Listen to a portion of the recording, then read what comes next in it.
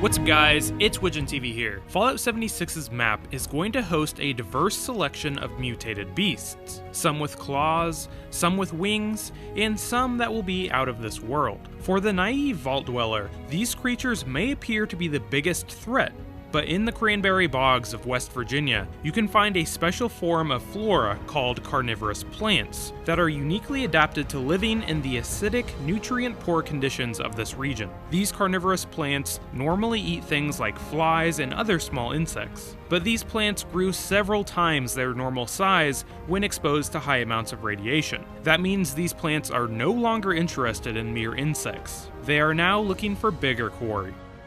Today we continue our profile of Fallout 76's newly added creatures. If you haven't seen my other videos on the Grafton monster, Mega Sloth, or the Mole Man, I highly recommend going and watching those videos. So before we get started, some of you may be asking, what is a carnivorous plant? Well, here's a technical definition from carnivoروusplants.org.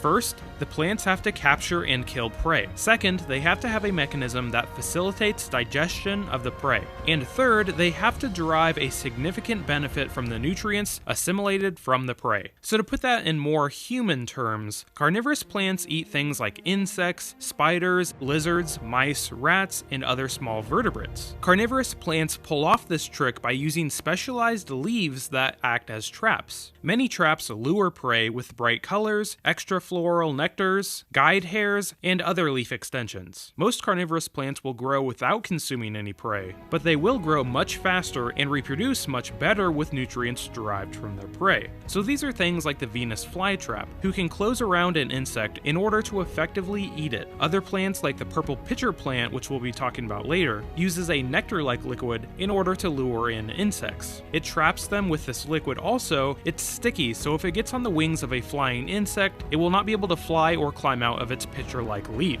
Then there are flypaper traps. These plants cover themselves in an extremely sticky, sweet-smelling substance that will stick to nearly any insect, allowing the plant to finally digest the insect.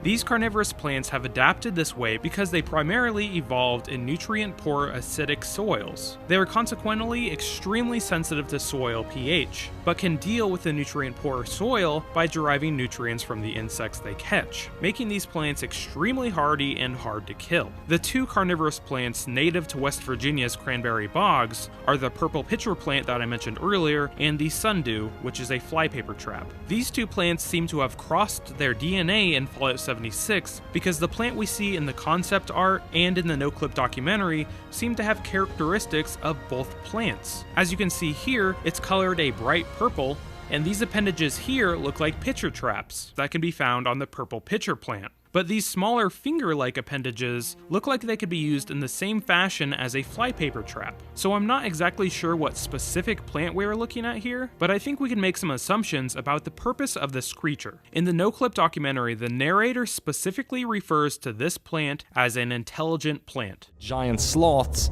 and even intelligent plants. Yeah, the Mothman's... If you take that statement at face value, you can take the potential of this plant basically anywhere you want. First, I think it's fair to assume that this plant will in some way attack humans. I don't think they would have mentioned it if it only attacks radroaches. So, how will this plant attack humans? Well, the first thing that comes to my mind is that it possibly could reach out and grab onto you if you stand still for too long while in its proximity. This could slow you like a debuff, or it could trigger some sort of QuickTime event where you had to shoot or cut off the vines before it dragged you in. But after looking at some of the footage, I also feel like these carnivorous plant bushes might be a big maze. Mazes that might try to confuse you by randomizing the path every time you enter. I'm not really sure what to make of this thing though. I would love to hear your opinions on these carnivorous plants. Leave a comment down below, and if you have a good enough idea, I'll pin it to the top. Alright, that's all I have on the carnivorous plants. I hope everybody enjoyed the video. If you did, make sure to like and consider subscribing. It really helps out my small channel. Also, consider following me on Twitter.